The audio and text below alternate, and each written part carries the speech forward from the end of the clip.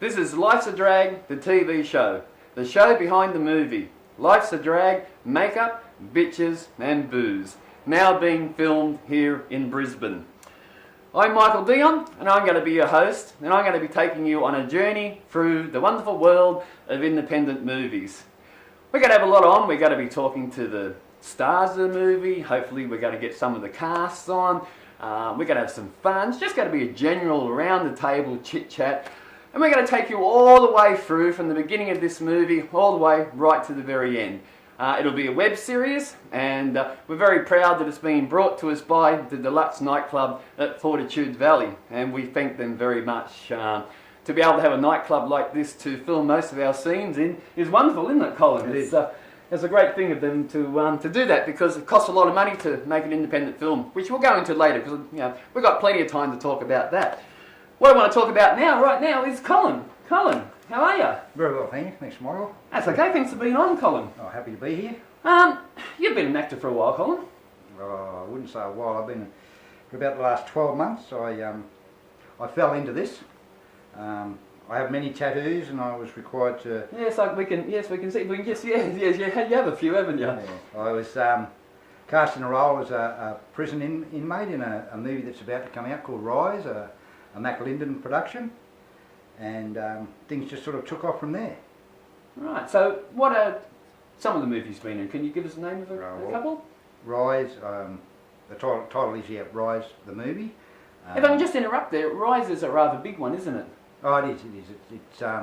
It's a true story about a young nurse who went out one night with a few friends and was wrongly accused of rape and found guilty. And it's about his 14 months in jail, where he manages to eventually prove his innocence. And it's just about that journey and his discovery about his life and whatever. It's a really positive movie. That's due out within the next month or so. And is that one going to be in cinemas? Yes, it is. It's got distribution right around Australia. There's also another movie I did with a Chris Sun production called Charlie's Farm. Yes, I read a bit about Charlie's Farm. You want to tell us a bit about Charlie's Farm? Well, that's a slasher horror. Has a few big names in it. It has Tara Reid, Bill Moseley, and Wayne Hodder. I think I might have had his first name wrong. That's okay. I'm sure we can correct that later if we have to. Yeah, and that's due for release. Its premieres in November. I think November the 15th. It premieres actually in Maroochydore on the Sunshine Coast. Okay. So and it was great working with Chris Sun and I mean, I've been very lucky. I've been in this for about 12 months, and I've done 4 feature movies. I've done a few uni stuff. I've done a couple of music videos, an ad, and it's just been an amazing journey. For 12 months, you've been pretty busy. Do you get time to see your wife? Yeah, I do, and it's. What is it, passing while she's going out and you're coming in? Yeah, a little bit like that. It's like I got bitten by a bug, I guess, and I started to throw my name in the hat for a lot of things, not expecting to get anything, and I turn up and look, a lot of the roles I get are that of either a serial killer, contract killer, and because of my. Yeah, but look, I mean, come on, guys. I mean, come on, look at your Colin. Yeah. I mean, really, what else you got to get cast in? Oh well, I have been a preacher. Oh, you've been a preacher? Yeah, but I did have to carry a gun in that one. So, oh well, there you go. Do you think you're being stereotyped? Yeah, but I don't mind. I honestly don't mind. I mean, it's fun meeting all these new people and going to these gigs and everything like that. It's a great experience, and I mean, like I'm 54 years of age, and I've just started, living a dream, a kid's dream of wanting to be, a gangster, a movie star, whatever, and all right, so it's happening. Okay, so if I can just interrupt you there for a minute. So, right now in Life's a Drag, Life's a Dream, I was just about to say. It is in Life's a Drag, Makeup, Bitches and Booze, you actually play Jack Peterson, and you actually own this beautiful nightclub, which we're going to take you out one episode, viewers. We're going to actually go around for a walk around here and just give you a look, because this Deluxe nightclub is absolutely a beautiful nightclub, believe me. So you actually run this. It's called Shay's Nightclub in the movie. and you're the club owner. Yep. So now you've gone from this gangster, preacher, whatever, now you're a club owner. That's a bit of a, a change there. But I do get to throw someone out the door. Yes, you do.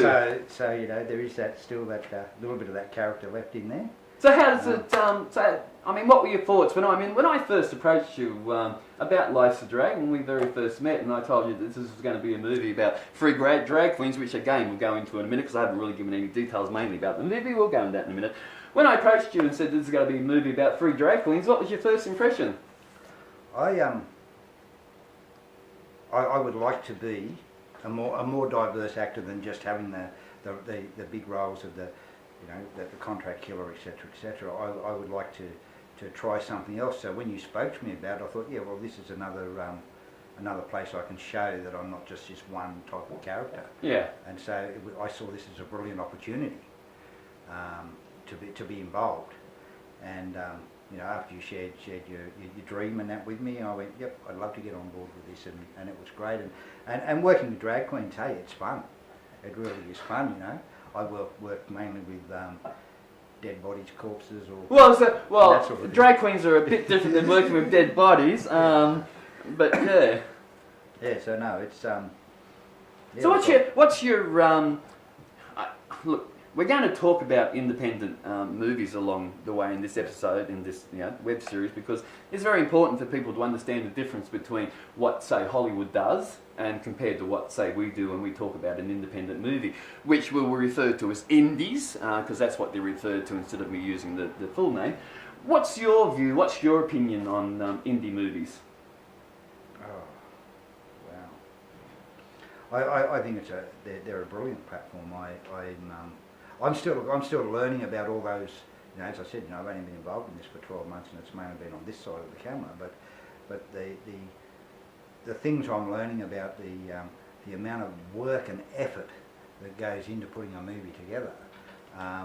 When I did my first role in Rise, I came home to watch television, and I couldn't watch TV because I was picking all the faults, and that's not there's no continuity there, and blah blah blah blah, and all that sort of stuff.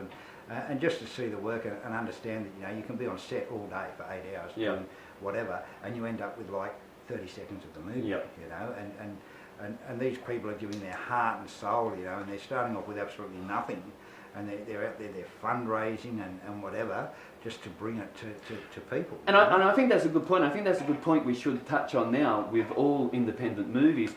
The cast, the crew that are involved in these movies are totally giving up their time, most times free. They're not being paid.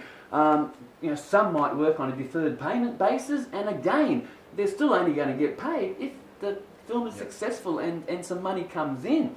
So I think that's what separates Hollywood, of course, from us. We work on a very low budget. Most of these people who are making these independent movies, like myself, because I'm funding Life's a Drag, it was written by myself, produced by me, directed by me, and without these people who are giving up their time, like yourself, the other cast members that we're going to talk to, the crew behind the camera right here now, without these people, I have no movie.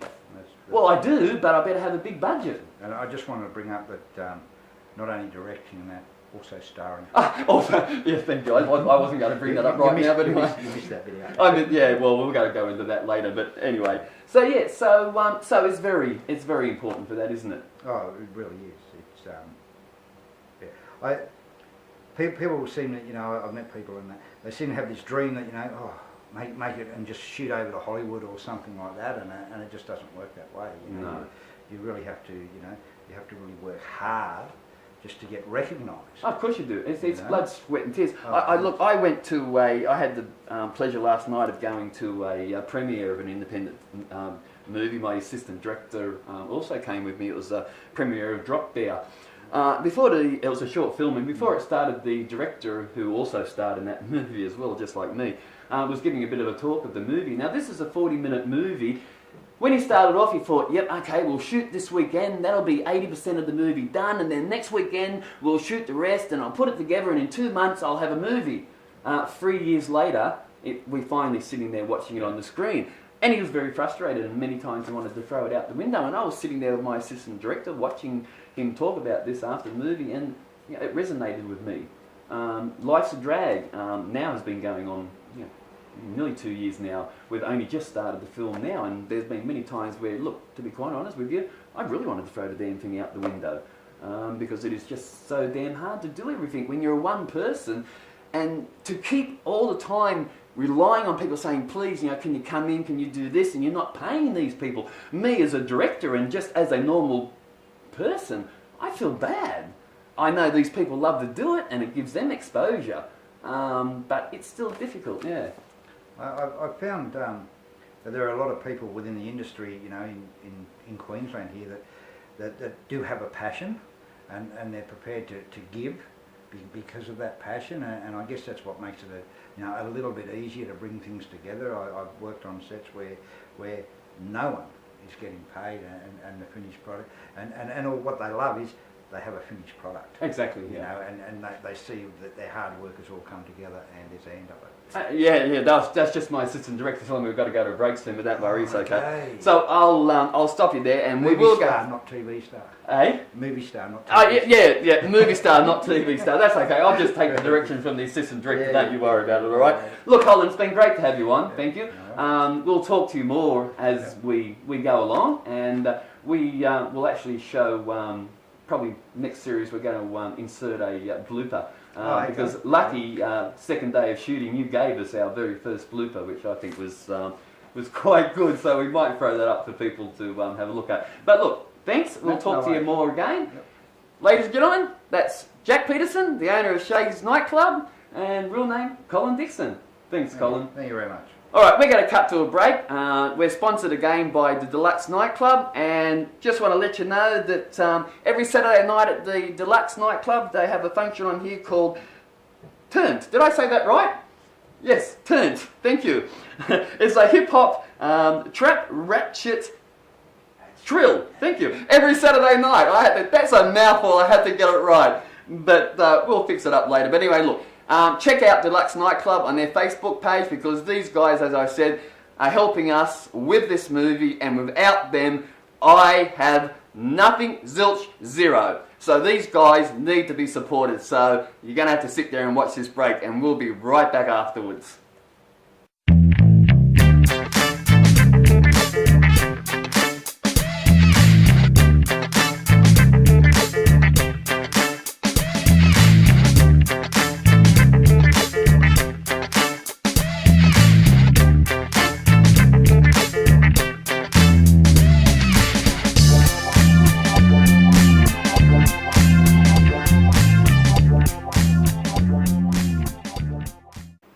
Hi, welcome back to Life's a Drag, the TV show, brought to you by, of course, the Deluxe Nightclub. You're going to hear that a few times, but you won't mind.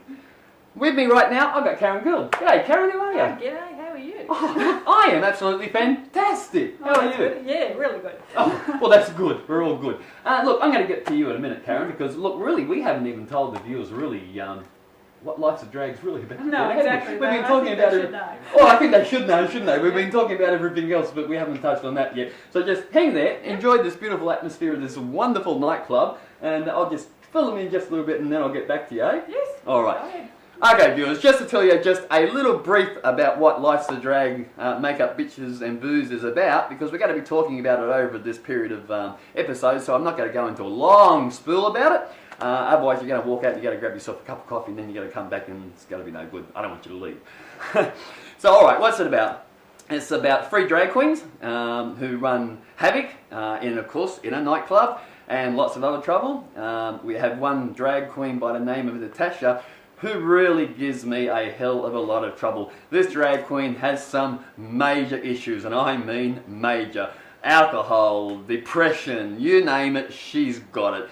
And she causes me a whole lot of trouble. We start 2 years in the past, and then we move into the future. So I'm not going to give away too much because a lot of it's going to give away the plot, especially if I decide to tell you something about the past as the movie starts. It might just give away the plot, so I have to be very, very careful here. I'm actually starring in the movie as well, as you heard Colin said earlier. So not only have I directed this, written it, producing it, everything else, I'm also starring in it, so I'm behind the camera as well as in front of the camera. I've been a comedy drag queen for 36 years, and a lot of, long time. I think I'm getting old and worn out. I'm not just a male, I'm not just a comedy drag queen neither, I'm also a male impersonator, so my shows actually are a mixture of Male comedy. impersonator. Yeah, male impersonator as well. So I do a bit of Would both. you be a female impersonator? Yeah, I am a female impersonator, but also a male impersonator. So, in other words, half my shows. Yeah, So, that one works. yeah, a lot of people say that. Look, half the shows are a mixture of female, Yeah. where I come out and I send up people like Cher, Tina Turner, all those other ones, and then of course the other part of the show is Gene Pitney, Tom Jones, Engelbert Humperdinck. And all the, yes, we go back a long time. My sister keeps saying to me, Michael, you've got to get out of the 60s and the 70s. And I say, why? I love the 60s and the 70s. But the people I play to are from that era, the people I perform to. So, so they love those songs. So, actually about 4 years ago, when I became an actor, I decided I wanted something to pass some time and to relieve my stress. So I decided to sit down and write a theatre play, because Life's a Drag was actually going to be a theatre play. To cut a long story short, it's not. It's now a movie, because when I got my first lead role in my first independent movie that I had a lead role in, which was Pandana's Bay, Sister's Revenge, which there is a preview on my YouTube channel. I'm sure some of you have seen it. I spoke to the director then and sort of thought, well, okay, why don't we turn Life's a Drag, instead of a play, how about we turn it into a movie? I really wanted to try my hand at a movie, and I thought it would work really well as a movie. Yeah, it will. And I'm hoping it will. Time will tell. So, so I sat down, Karen, and I rewrote the whole script, because this was for a stage play. So it had to be rewritten, so I sat down and rewrote the whole script, and that's how Life's a Drag begun. So you're going to hear more about it, so we're going to leave it there for now, but you will hear a lot more about the movie and how it progresses and what's going to happen, but not the plot. And it has a very, very explosive ending, believe me. The ending of this movie is actually going to be the biggest scene and the most costly. That's why it's the last scene. So it's going to be very explosive, and a lot of people involved, and especially stunt coordinators. So it's going to be a big scene. So anyway, but let's get back to you, Karen. We've talked about independent movies. In independent movies, people play different roles. Not only are they in front of the camera, but because we need people to do everything, we have the actors carrying in the equipment, we have the actors setting up the equipment, we have the actors making lunch maybe sometimes. So they're not just acting in front of the camera, we're all doing everything, aren't we? No, you have to. You have to, don't you? And one of the things you do in this movie, apart from being a featured extra, because Karen is a featured extra in the movie, so apart from what you do there, is you're our official photographer, aren't you? Oh, yeah. And you love that. No, I do actually. I really do. Because I take my camera along to most sets, and I say, do you need someone to take some photographs? Sometimes they say no, and other times they say yes, go ahead. And I think yes. And you do take some really good photos. I enjoy it. I enjoy taking photographs. I enjoy the acting, but it's really good when you can do both. It is good, yeah. Flip between them. Actually, what we might do now is we're going to flip up one of your pictures from one of the last shoots we done. Okay. So as we're talking now, it's coming up, and it's a great photo. You really do take some great photos. So along the way, we're going to pop some of these photos up just to give people some examples of, some of the behind-the-scenes shots that you do. Yeah, I like that. Which will be good. Just to touch on your acting, apart from you being a fantastic photographer, and I'm so happy to have you on board as a photographer as well as a featured extra in the movie. It's really, really great, because we all love the behind-the-scenes photos. They're really great for just to keep as a keepsake. Appreciate it. Thanks, Karen. You've also done quite a few acting roles yourself, haven't you? What have you done? Oh, gee. I've been acting for a couple of years now. I kind of started with, Jessie, my daughter. Yep, we're going to talk to Jessie. Jesse's she'll sitting over there. Hi, Jessie. Say hi. Hi. Jessie's sitting over there in the background. We're going to be talking to Jessie in a minute. Well, anyway, Jessie roped me into it, and then I thought, this is kind of fun. Then I got myself an agent along with Jessie, and we've been quite a few shows actually, a lot of independent ones. But, name a couple. I was in Rise with Colin. With Colin? And I was on the jury service in the movie. That was really good. And I was in Camp, San Andreas, Terra Nova, what are those big ones? They are awesome. Oh, look, San Andreas, yes. Unfortunately, I was also cast in San Andreas, as a lot of people know. But unfortunately, I had to pull out of right. San Andreas, yeah. Yeah, look, something came up that I really couldn't get out of. And unfortunately, like you know, with everything, I committed to San Andreas, but I had time to pull out. So I couldn't hope that this other thing might or might not come off, which would still let me in San Andreas. I had to make a decision. Okay, do I wait and hope that this comes off, or do I just wait for both? And if this comes off, then I've got to pull out of San Andreas. And if I leave it too long to pull out of San Andreas, that's not nice, because this is a Hollywood. San Andreas was a Hollywood blockbuster movie. Oh, yeah, it's a lot of money spent on All it. running down Queen Street Mall. And the earthquake in Queen Street Mall. Yeah, exactly. Such a good day. Yeah, when San Andreas does come out in the movies, I think it's 2015. It's released, isn't it? Hopefully. Yeah, 2015. It's with The Rock. Dwayne Johnson. Thank you, my lovely fiance there, sitting over there in the corner. Dwayne Johnson. Here I was going to be in that movie, and I can't even remember the main star's name. Sounds really good, doesn't it? Dwayne Johnson. So yeah, when it comes to theatres, have a look at it, because we might just get to see you, but there was a lot of people in that scene, wasn't there? Oh, about 300. 300 in that scene, all running down. 5 o'clock in the morning, freezing cold. And they're all running down. Yeah, all running down Queen Street, and what was the other street? Elizabeth Street. So Queen Street, Elizabeth Street, we've got 300 people running down. Plus we had all this fake dust. That was good. Actually, I really love those roles where they properly utilise extras. We've been on quite a few big budget and small budget movies where they just don't utilise their extras. You know, you're kind of just standing around doing nothing. You know, San Andreas was perfect for that because they utilised every one of us. Right. And so we were all told, you know, like crouch down, there's a tremor happening. That would have been very hard when there was actually no tremor, no earthquake. There's no buildings falling down. No, that's where you need the perfect second A or third AD. Yeah, and which is assistant director. He was. Oh, sorry. No, you're right. Just for the viewers' benefit who didn't weren't aware. Englishman, and he was perfect. His direction was perfect. But lots of times, on a lot of these shows, even the big budgeted shows, they forget about the extras. So that's how come you're kind of looking at a movie and there's extras just doing something stupid in the background. It's because they're not being directed properly. And that's what it boils down to, doesn't it? I mean, direction. Yeah, exactly. I mean, these people might be actors, but they still need to be directed. They still need to be told, okay, you be here, you be there. This is what you've got to do now. This is what's going to happen now. Oh, I just take it upon myself and do my own little thing anyway. Well, I've seen you do your own little thing, because we will show later, not now, but further on in the series, we'll actually show a bit of your lovely dancing. My daggy dancing. Your daggy dancing, that you call it. I might cut just a little bit out of that clip and just give people a look at your daggy dancing. Oh yeah, that'll be abysmal. Look, that'll push our views up to through the moon. Yeah, You've got to see Karen's daggy dancing. So, but anyway, getting back to Life's a Drag. Yes, I good point. really can't wait until I see you in your costume. Are you talking about you can't really wait until you see me in a dress? In a dress, in your costume, in a dress, doing your dancing. Well, that will be very soon. Yes. I might even I might even be convinced to actually do one. Lots of photographs out then. Oh, please break the camera. Look, I might even be convinced to one day do one of the episodes in drag. Oh yes, please. I thought that was going to be today. See what the viewers say.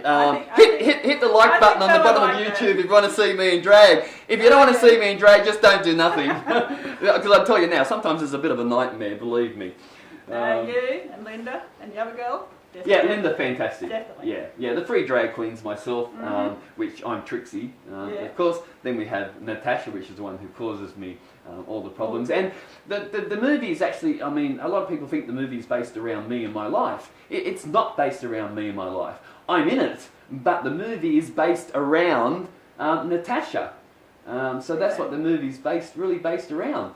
So I just got a little bit of a hand signal up there from my assistant director, and we have to go. So look, thanks very much, Thank Karen. you. It's been wonderful having you here, and I look forward to working with you. Oh, yeah. And I hope you enjoy working on Yes, Lights of I Drag. definitely look forward to seeing you in that. Oh, yeah, thank you. We'll leave that there. All right, guys, that takes care of this episode. We're going to try and get Jessie on. But, yeah, it looks like we're not going to this episode, so we'll get you next episode.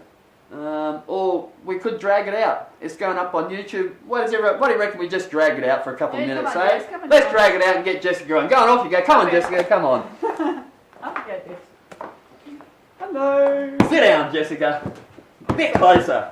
That's it. How are you? Very good, thanks. Very good. And you're, of course, Karen's daughter. Yes, I am. And you roped your mother into acting. Every time. Every time? What did she think when you first roped her into the very first one? That was back when I was at university, actually. So how long ago are we talking? That reveals my age. We're not worried about that. About 10 years ago, I was doing Bachelor of Screen Production and Digital Media. So I was doing a lot of crew work, and I was casting a lot of things. So I was Casting for movies? Yeah, short films and stuff. Yep. And I was like, Mum, I need some extras, please. So Mum would be there, my brother would be there, my father would be there, and they're always there. Like, yeah, if you want me, you're gonna have them. Pretty much. Just for the camera's benefit, just whack your back just a little bit, because we want to really get a good view. That's it. That's better. Just for the camera's sake. Yeah. So okay. So you roped all them in. So what was the very first thing you were in? Oh gosh. That's I've going to been take acting. your mind back a bit. Yeah, I've been acting a lot. I went to theatre groups when I was young, and So very young. So yeah, so you've very been young. okay. So stage work, Yeah. theatre work, Yes. and what do you find the best? I mean, compared to stage theatre work, compared I to love film work. you love film work. Yeah, I'm in a stage play at the moment, so I get to do both. But I love the camera. I love working with people. I love working with the camera as well and everything. Yeah. Yeah, I suppose there's a bit of a difference there, because if someone was to ask me that question, Yeah. to me, live theatre Yes. is for me. To me, camera's great, movies are great, but it has a very, take again, let's do this again, Yeah, let's run sure. this again. It's very, tedious, very long days. That's right. And there is no interaction really. Whereas with a stage play like what I do, I'm down in, my last play I was in Lights, Camera, Murder, which was a murder mystery. And after the murder happened, because it was a dinner show, and after the murder happened, when they finished their main course, Yeah. all of the characters, the actors, actually came out in pairs. So I came out with my other character. Yeah. We actually went around to the tables, and people at the tables had a chance to question us. And we had to stay in character. Okay. So to me, I'm down there and I'm in amongst the people. So to me, I enjoy that far better. I'm sure I've been told to move. This assistant director, he's been telling me, no, don't you move. I'll just move. Is that a bit better? We right? Oh, a bit more. Jeez, I don't know. Yeah, are we right now? Can we finish? Oh, great, all right. Yeah, so to me, actually being in theatre is actually better than being in film, yeah. Yeah. But you're on Rise Yes, I was. with Mum? Yes. Were We you were in in the- the same scene together. In the same In scene? the jury scene. And sorry, I was just about to get confused. So yeah, in the jury scene, were you on San Andreas with Mum? Yes. Yes. Scene. Same scene, the earthquake scene. Yes. Were you next to Mum, or you were? Yeah, we were running together. Oh, you were running together. Playing mother and daughter. Oh, isn't that sweet? Hey, isn't that sweet, guys? Hey, Mum and daughter running together, and the building's gonna come down on top of you, and you're both gonna drop dead. It cut, so. Okay. Oh, but then I meant to tell you. We'll keep that. We'll keep that a secret. Back to Lights of Drag. Again, you're a featured extra, and again, you're working with your mother. I think this is going to be a constant thing, isn't it? Yes. Throughout the years, wherever we see a movie with you in, people are going to sit down and go, "We're going to see a mother in a minute," or if we see Karen, they're going to say, "We're going to see a daughter in a minute," because they're always in pairs. But so you're a featured extra in Lights of Drag. So what do you think about being? I mean, when you were approached. Yeah. To appear in a movie about 3 drag queens, what was your first reaction? I like the idea. What was it that you liked about the idea? Had it on my head. Okay. I just like the idea of these drag queens coming in and trying to change this what is it? A nightclub. Nightclub, yeah. Shay's And nightclub. make it better, you Yep. know, and have these people just go, it's okay to be a drag queen. It's okay to put on a drag queen show and watch a drag queen show, and you know, in this modern day time. Yeah, and I think you make a very valid point here, because whether, I mean, I'm a drag queen, I'm not gay. My fiance is sitting over there. I'll be married next year, and I have been married and I have children. So I'm not gay, but yes, I'm a drag queen. But let's take, say, for example, the people who are gay, who do perform as drag queens or live, men who live as women. They're normal people. Yes, they are. There's nothing wrong with them. Yeah. They're some of the nicest people you can meet, and who are we to judge how they live their life? Yes. They're still entitled to the same respect and That's dignity that you would give to anybody else in this room. And I like the fact that you're doing a movie in modern day times to show that, so people can watch this and go, they are normal people. And I hope that is one thing that I do touch on in this movie, and I suppose that is going to be one of the series, if you want to consider it a series of part of the movie, that will be one of what I consider the serious parts of the movie, because I do want to get across to people that these people, they're not weird, they're not out of there, they're not, you know, people to go, oh, stay away from them, you know, and we have 2 minutes, okay, we've got to cut it short. So we're going to carry this on later. I would love to talk to you more about that, because I think it's an important point. So thanks for coming on, Jessica. Okay. Thanks very much. Stay here, because we're going to say bye now. So look out for the next episode of Life's a Drag, the TV show. Thanks for joining us. Brought to you by the Deluxe Nightclub.